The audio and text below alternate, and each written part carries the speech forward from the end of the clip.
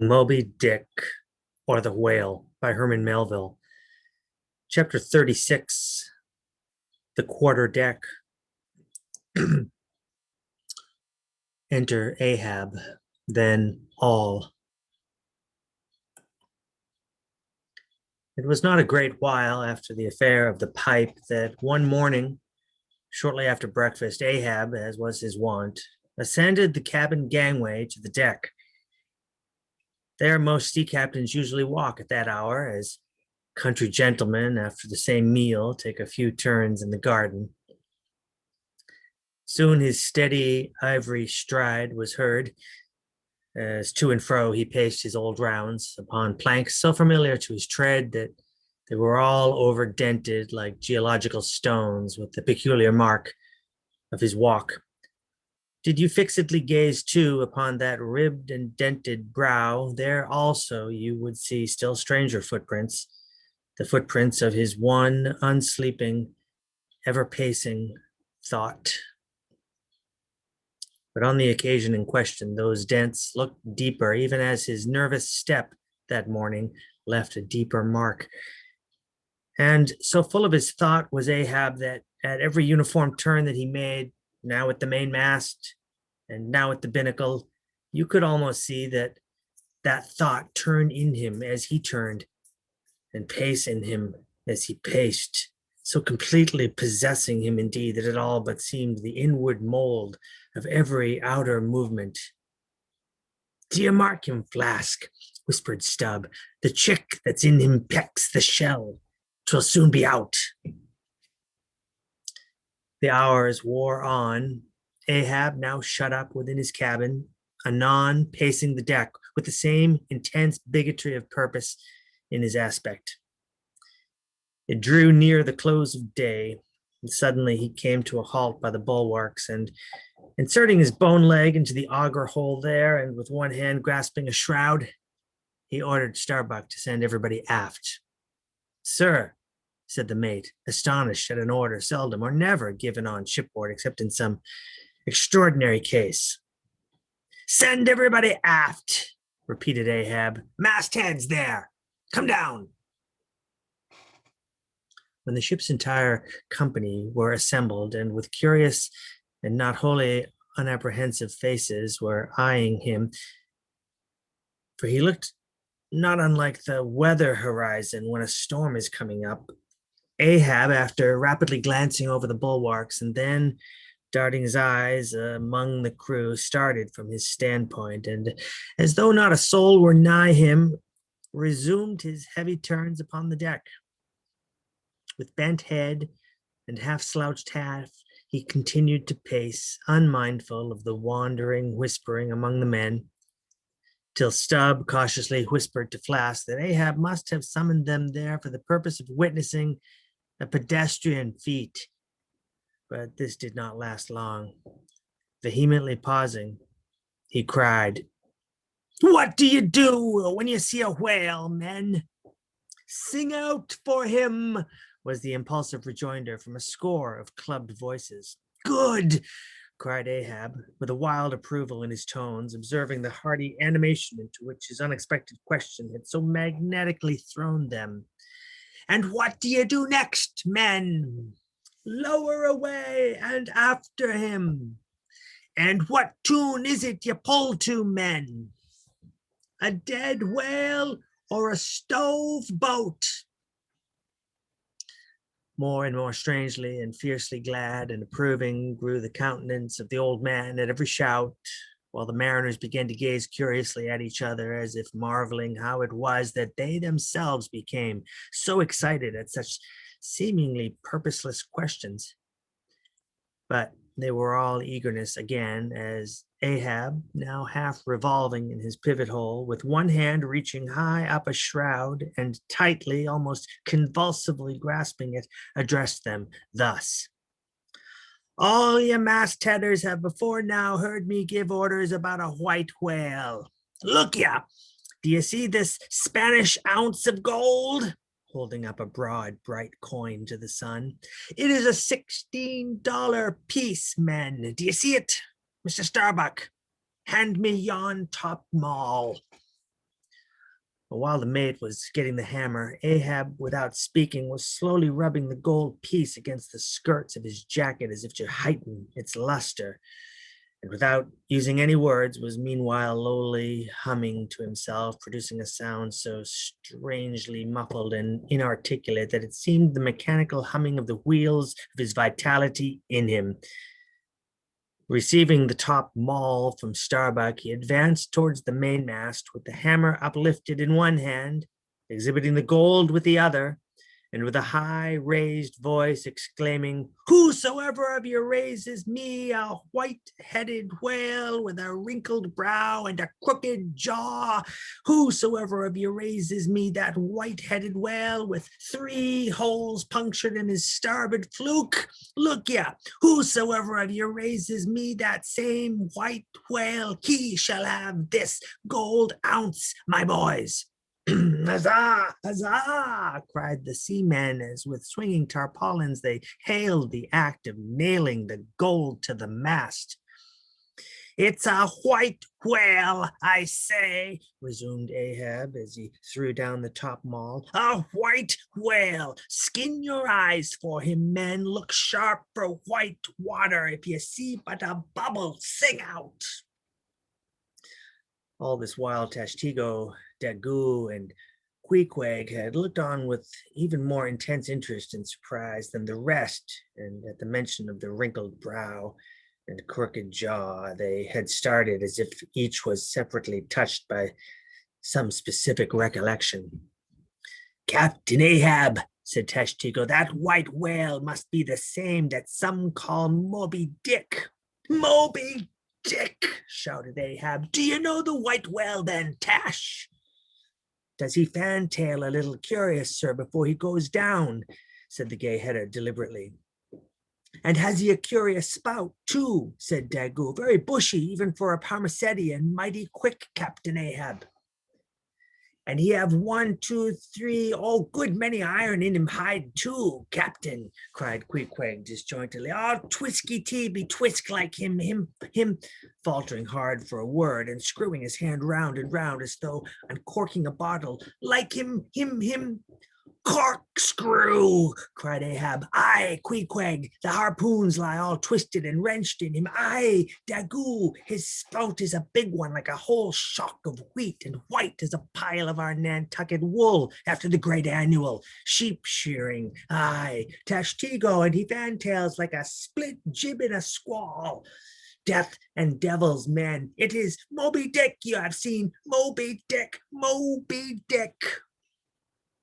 "Captain Ahab," said Starbuck, who with Stubb and Flask had thus far been eyeing his superior with increasing surprise, but at last seemed struck with a thought which somewhat explained all the wonder. "Captain Ahab, I have heard of Moby-Dick, but it was not Moby-Dick that took off thy leg."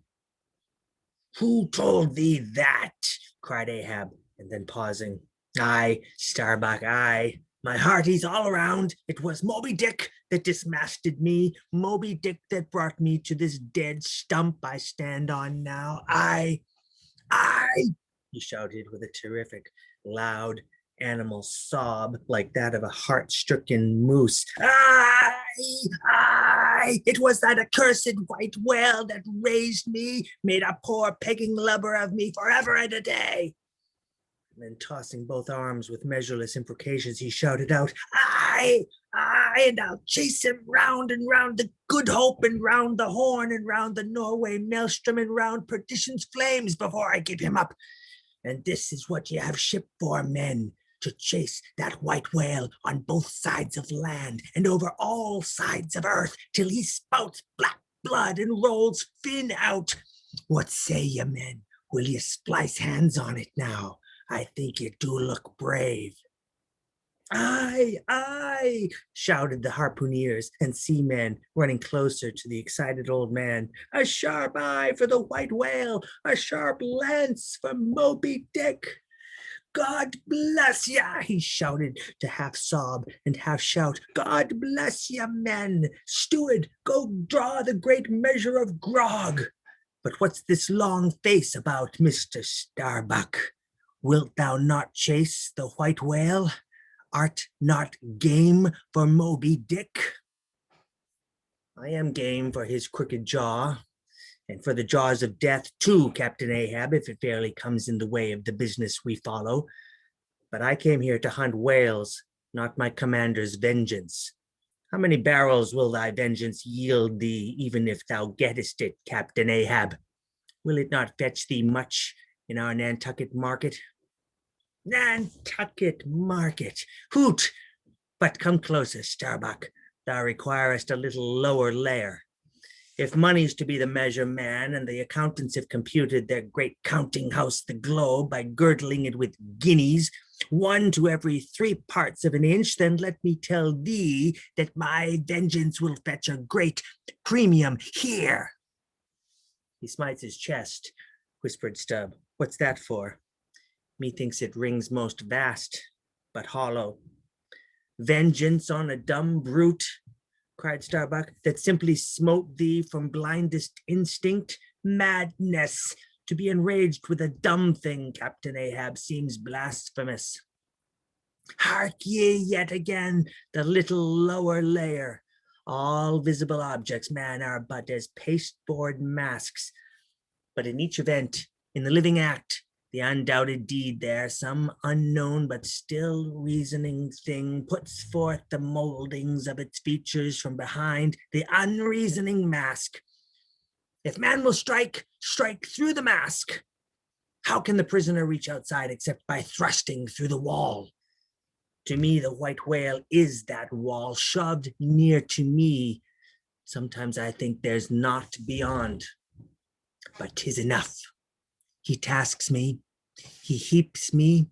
I see in him outrageous strength, with an inscrutable malice sinewing it. That inscrutable thing is chiefly what I hate. And be the white whale agent, or be the white whale principal, I will wreak that hate upon him. Talk not to me of blasphemy, man. I'd strike the sun if it insulted me. For could the sun do that, then could I do the other, since there is ever a sort of fair play herein, jealously presiding over all creations. But not my master, man, is even that fair play. Who's over me? Truth hath no confines. Take off thine eye. More intolerable than fiends' glarings is a doltish stare. So, thou reddenest and palest. My heat has melted thee to anger glow.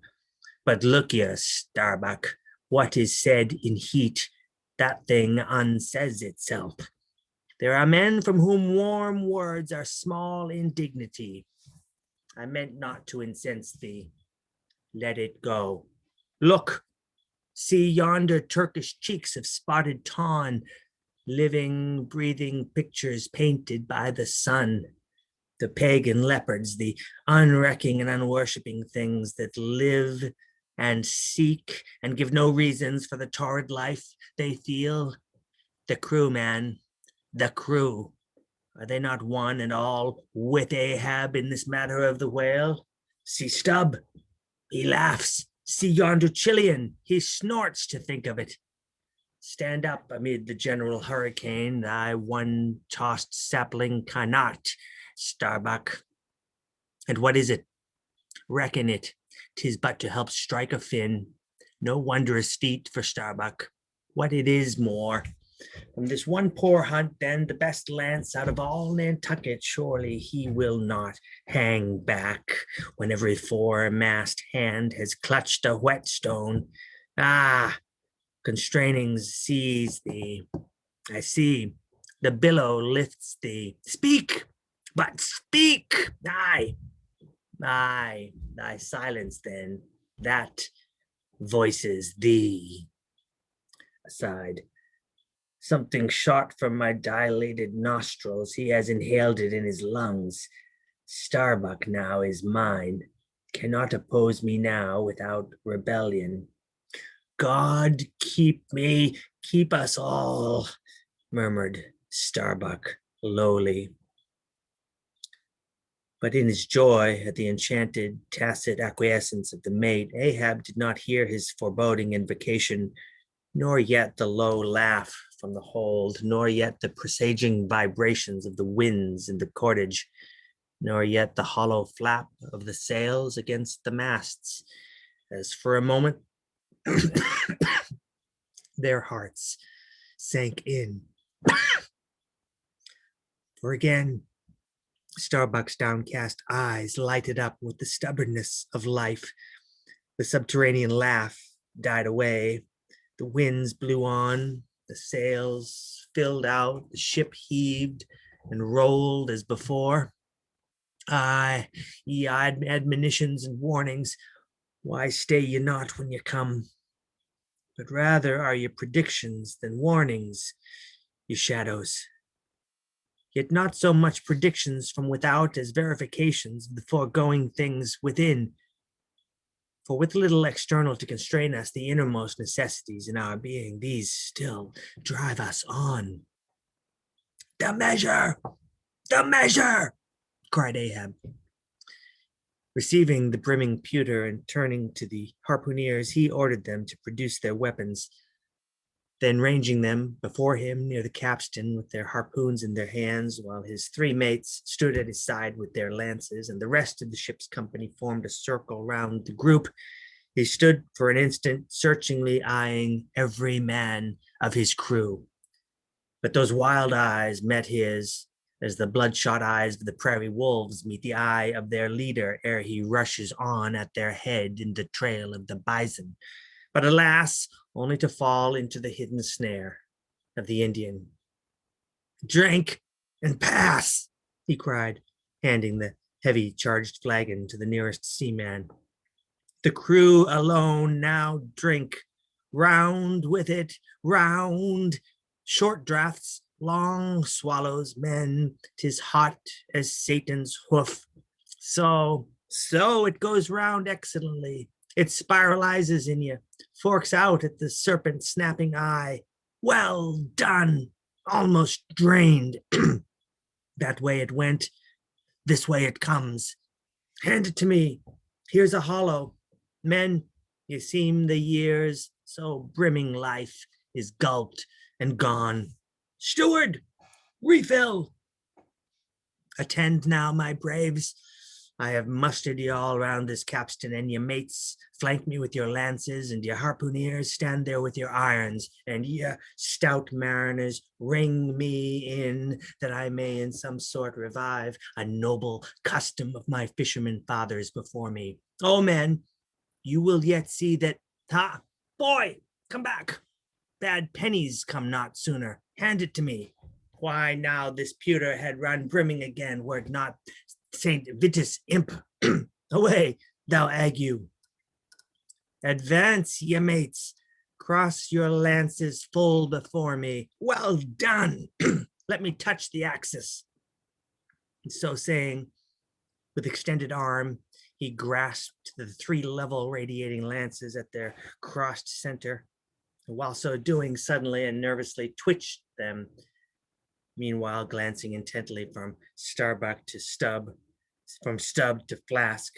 It seemed as though by some nameless interior volition he would fain have shocked into them the same fiery emotion accumulated within the laden jar of his own magnetic life. The three mates quailed before his strong, sustained, and mystic aspect. Stubb and Flask looked sideways from him. The honest eye of Starbuck fell downright. In vain, cried Ahab, but maybe 'tis well, for did ye three but once take the full force shock, then mine own electric thing, that had perhaps expired from out of me. Perchance too it would have dropped ye dead. Perchance ye need it not. Down, lances, and now, ye mates, I do appoint ye three cupbearers to my three pagan kinsmen there, yon three most honorable gentlemen and noblemen, my valiant harpooneers. Disdain the task? What, when the great Pope washes the feet of beggars using his tiara for ewer? Oh, my sweet cardinals, your own condensation, that shall bend you to it. I do not order you. You will it. Cut your seizings, and draw the poles, ye harpooneers. Silently obeying the order, the three harpooneers now stood with the detached iron part of their harpoons, some 3 feet long, held barbs up before him. Stab me not with that keen steel. Cant them over. Know ye not the goblet end?